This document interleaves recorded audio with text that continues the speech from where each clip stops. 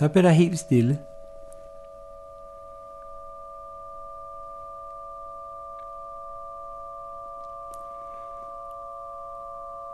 Så er vi på en stor, flad, grøn mark med et lille fladt hus med en masse vinduer, og man kan kigge ud alle steder og ind alle steder. Men der er også naboer, som man kan kigge over til. Men når det er mørkt, så er man alligevel jo bare inde. Og så er der meget stille. Der er nærmest latterligt stille. Man bliver helt fascineret af, hvor stille der er. Så man har hele tiden lyst til ikke at sige noget, fordi man skal høre efter, om det virkelig er rigtigt, at der er så fuldstændig tumpestille. Det bliver mere interessant at lytte til det, der ikke er der, end at lytte til noget som helst andet.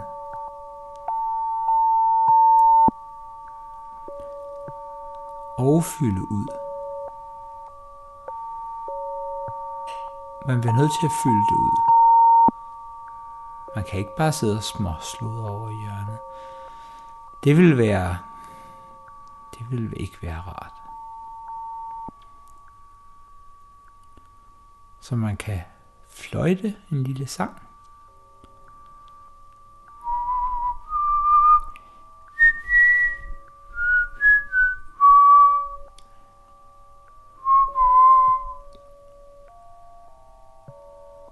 Og så kan man høre den forsvinde.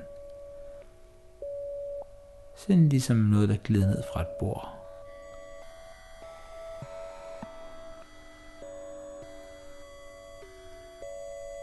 Og selvom der er vand lige her, lige rundt om hjørnet, så kan man intet høre her. Hvis man går udenfor, så kan man høre det suser. Når man er indenfor, så kan man ikke høre noget. Så når man har fløjtet en 3-4 gange og tænker, det virker mærkeligt, så kan man læse en bog, bare for at lave noget larm ind i hovedet på sig selv. Der er masser af fine gamle bøger her. Men man kan ikke holde ud at læse dem, fordi det er som om larmen fra al den lyd, der ikke er der, den larmer helt enormt meget. Så den overdøver faktisk ens indre oplæsning. Men så kan man læse højt for sig selv.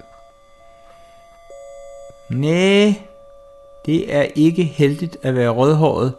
Jeg kendte en anden rødhåret, der lod det farve, men der var noget forkert med recepten. Og så blev det lysegrønt.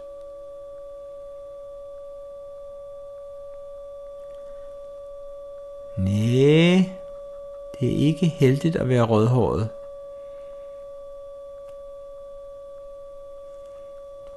Ja.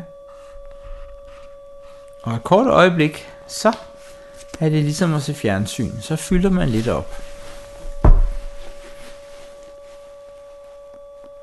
Men stilheden er ligesom et skum, der vælter ud af hjørnerne i huset, og som ligesom dækker alting. Og man kan gøre alt muligt for at fylde det ud, men det bliver bare mere og mere. Og det lægger sig oven på alting. Det ligger sig oven på bordet, oven på sofaen, og også oven på en selv. Sådan helt fysisk. Og så skulle man jo tro, at man til sidst bare druknede i det, men heldigvis så giver man ikke op så lidt. Man kan altid larme lidt.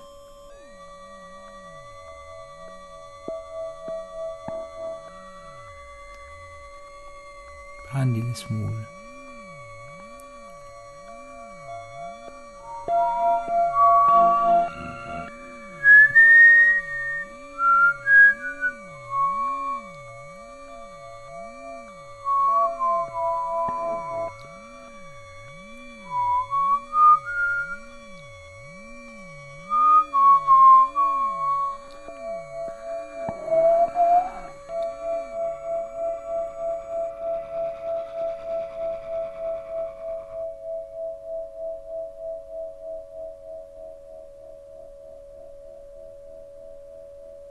Så stille, så latterligt stille.